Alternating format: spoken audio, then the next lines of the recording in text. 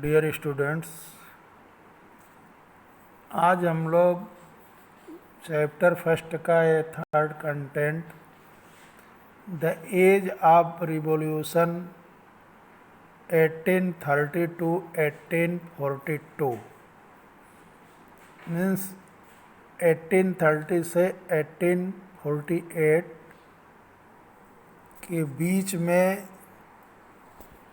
जो भी क्रांतियाँ हुई उनको हम द एज ऑफ रिवॉल्यूशन के अंतर्गत रखते हैं। मीन्स क्रांतियों का युग। एक conservative regimes tried to consolidate their power. Liberalism and nationalism came to be increasingly associated with revolution in many regions of Europe, such as the Italian and German state. The provinces of the Ottoman Empire, Ireland and Poland, these revolutions were led by the liberal nationalism belonging to the educated middle class elite, among whom were professors, school teachers, clerks and members of the commercial middle class। कह रहा है कि जैसे जैसे conservative system powerful होता गया, वैसे वैसे ही यूरोप के अनेक रीजन में लिबरलिज्म और नेशनलिज्म को रिवॉल्यूशन से जोड़कर देखा जाने लगा और इस लिबरलिज्म और नेशनलिज्म को जो लीड कर रहे थे वह मिडिल क्लास था और मिडिल क्लास में भी प्रोफेसर, क्लर्क और कमर्शियल मिडिल क्लास, ये लोग इस लिबरल नेशनलिज्म को फॉलो कर रहे थे। The first upheaval took place in France in July 1813। The Bourbon kings who had been restored to power during the conservative reaction after 1815 were now overthrown by liberal revolutionaries who installed a constitutional monarchy with Louis Philippe at its head. When France changed, Metternich once remarked, the rest of Europe catches cold। बहुत important line है ये। और France के power को show करता है। यह Metternich का रिमार्क है। ड्यूक मैटरनिक जो ऑस्ट्रिया का चांसलर था, वह ड्यू मैटरनिक कहता है कि when France sneezes the rest of Europe catches cold, कि जब फ्रांस छींकता है तो सारे यूरोप को सर्दी जुखाम हो जाता है। इस लाइन पर मैटरनिक के इस असर्शन पर आप ध्यान देंगे और ये फ्रांस के पावर को भी इंडिकेट करता है। उस समय के दैट टाइम पीरियड में फ्रांस कितना पावरफुल था कि सारा का सारा यूरोपीय कॉन्टिनेंट को वह इफेक्टिव करता था, उस बात को मैटरनिक इस एक लाइन में शो कर रहा है कि व्हेन फ्रांस सिंजेस, फ्रांस छींकता है, सिंजेस मीन्स, सिंज मीन्स छींकना, the rest of Europe catches cold.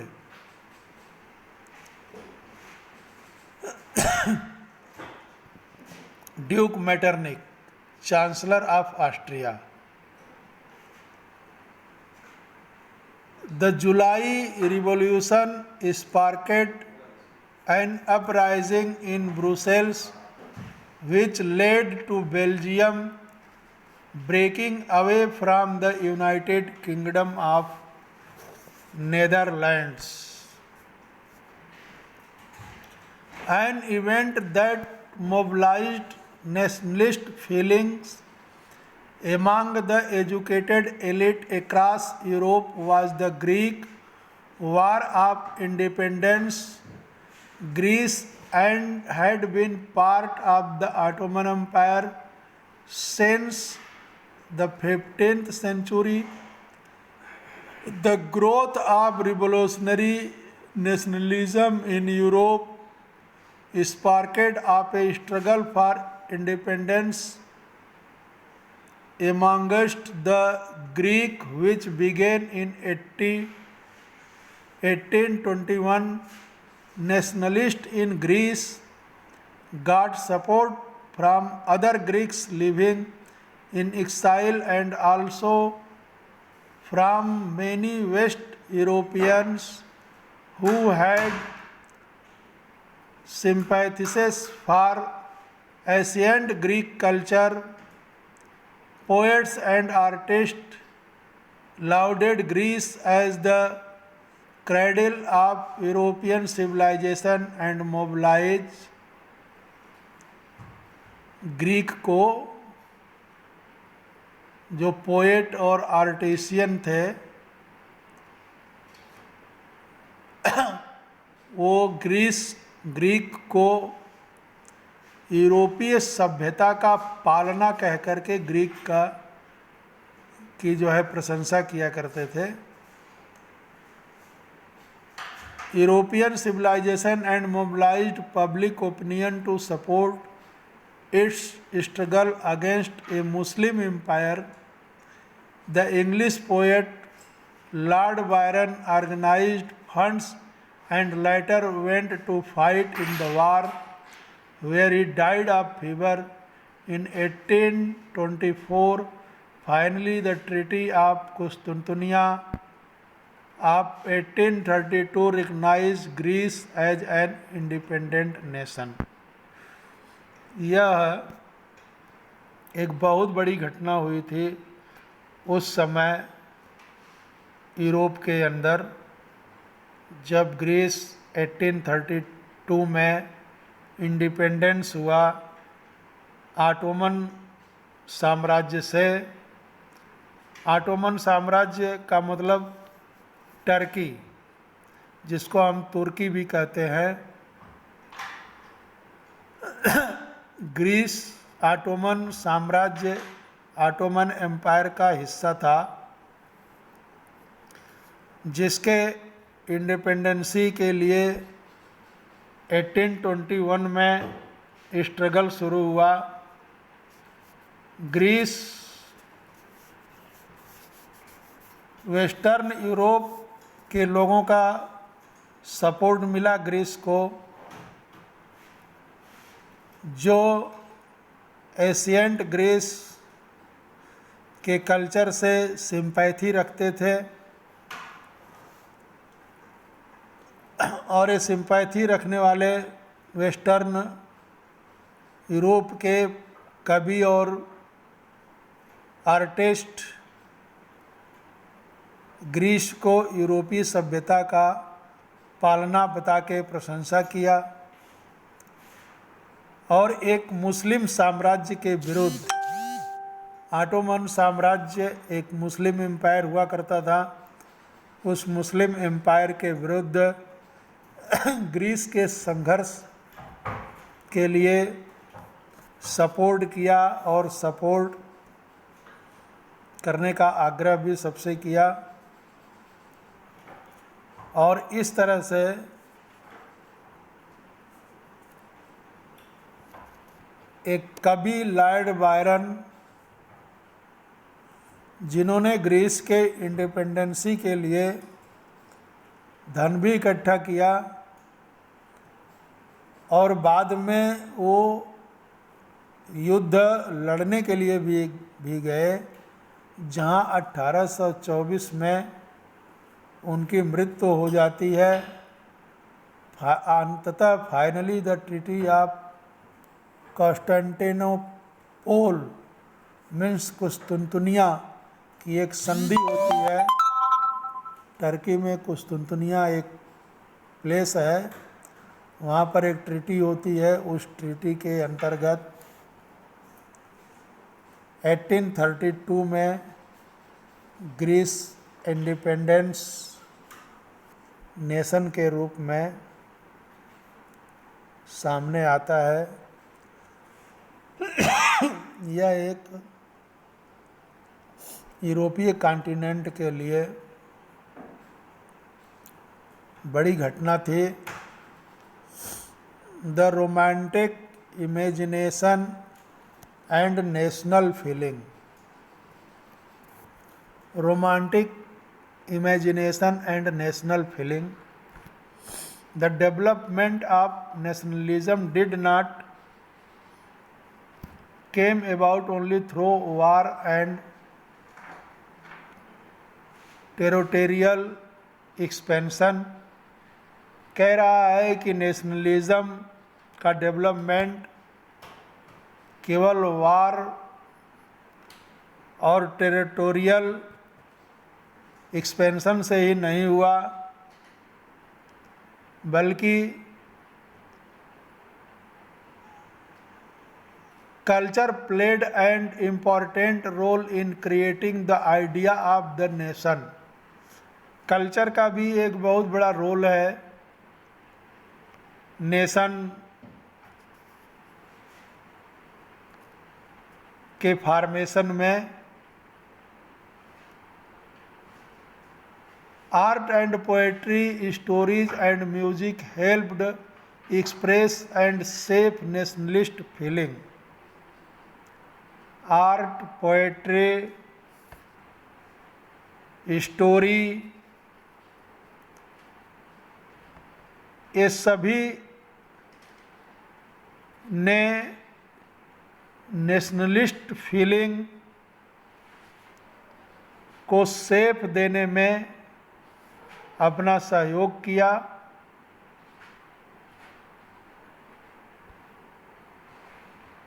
Let us look at Romanticism, a culture movement which sought to develop a particular form of nationalist sentiment.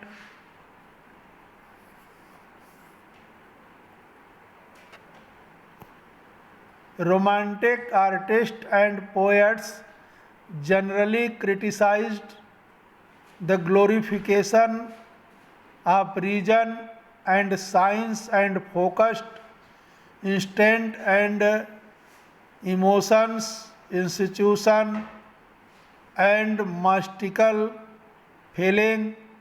Their effort was to create a sense of a shared collective heritage, a common culture past as the basic of a nation. आम तौर पर romantic artist और poet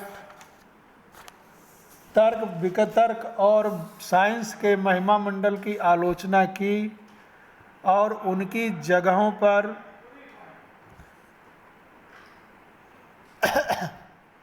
भावनाओं, अंतर्दृष्टि और रहस्यवादी भावनाओं पर जोर दिया।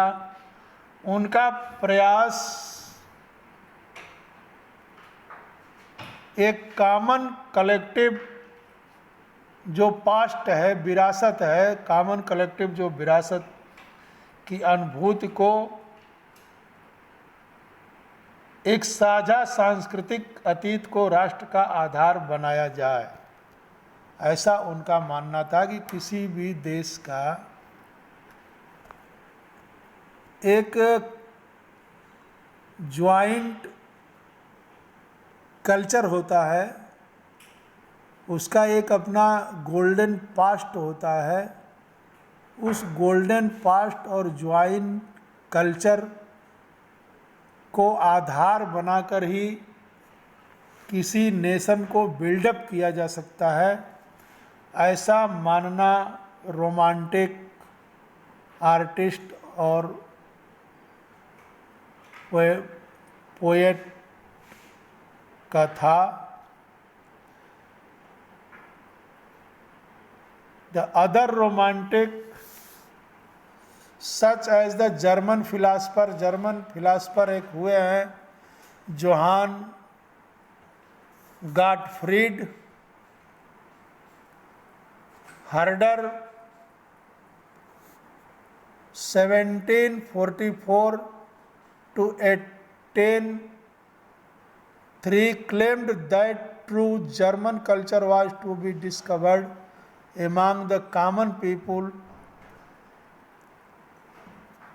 Das Werk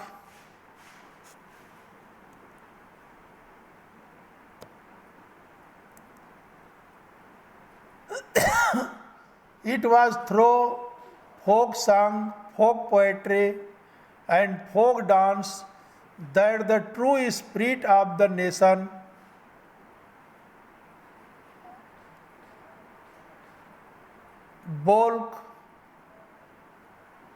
Bolk's jest was popularized.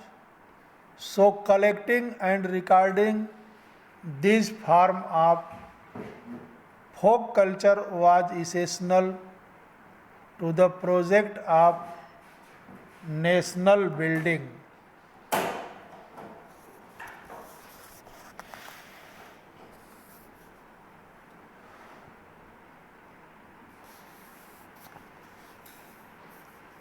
The emphasis on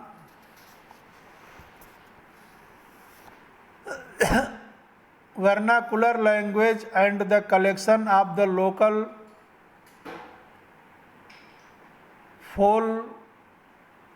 folklore was not just to recover an ancient national spirit, but also to carry the modern nationalist message to large audience who were mostly illiterate. This was especially so in the case of Poland, which had been partitioned at the end of the 18th century by the great powers Russia, Prussia, and Austria. Even though Poland no longer existed as an independent territory, national feelings were kept alive through music and language. Karl Kripanchy, for example, celebrated the national struggle through his operas and music, turning folk dance like the Polonaise and Muzharka into nationalist symbol. कह रहा है कि स्थानीय बोलियों पर बल और स्थानीय लोक साहित्य को एकत्र करने का उद्देश्य केवल प्राचीन राष्ट्रीय भावना को वापस लाना नहीं था, बल्कि मॉडर्न नेशनल मैसेज को ज़्यादा लोगों तक पहुंचाना था, जिनमें से अधिकतर इलिटरेट थे। खास तौर पर यह पोलैंड पर लागू होता है, जो 18th सेंचुरी के मिड में रूस, प्रसा और ऑस्ट्रेलिया जैसे बड़े पावरफुल ने विभाजन कर दिया था। यद्यपि पोलैंड अब इंडिपेंडेंस भू क्षेत्र नहीं था, किंतु म्यूजिक और लैंग्वेज के जरिए नेशनल फीलिंग को जीवित रखी गई। एग्जाम्पल के रूप में कैरोल कुपरस्की ने नेशनल स्ट्रगल को अपने ऑपेरा और संगीत से गुणगान किया और पोलोनेस और माजोर्का जैसे लोक नृत्यों को नेशनल सिंबल में बदल दिया।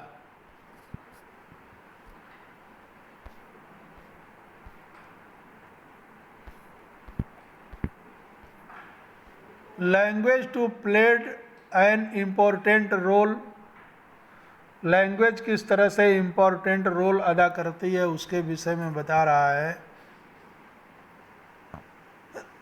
After Russian occupation the Polish language was forced out of school and the Russian language was imposed everywhere in 1831।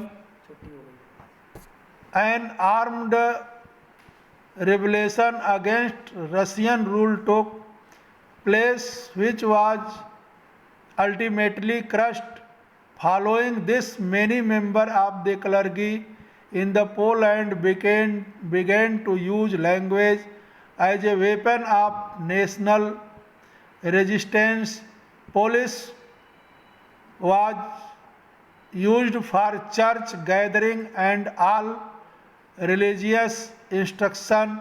As a result, a large number of priests and bishops were put in jail or sent to Siberia by the Russian authorities as punishment for their refusal to preach in Russian. The use of Polish came to be seen as a symbol of the struggle against Russian dominance. Language भी national feeling के development में एक important role अदा करती है। बता रहा है कि रूसी कब्जे के बाद पोलिश लैंग्वेज को स्कूलों से बलपूर्वक हटा करके रूसी लैंग्वेज को हर जगह ज़बरदस्ती लादा गया। 1831 में रूस के विरुद्ध एक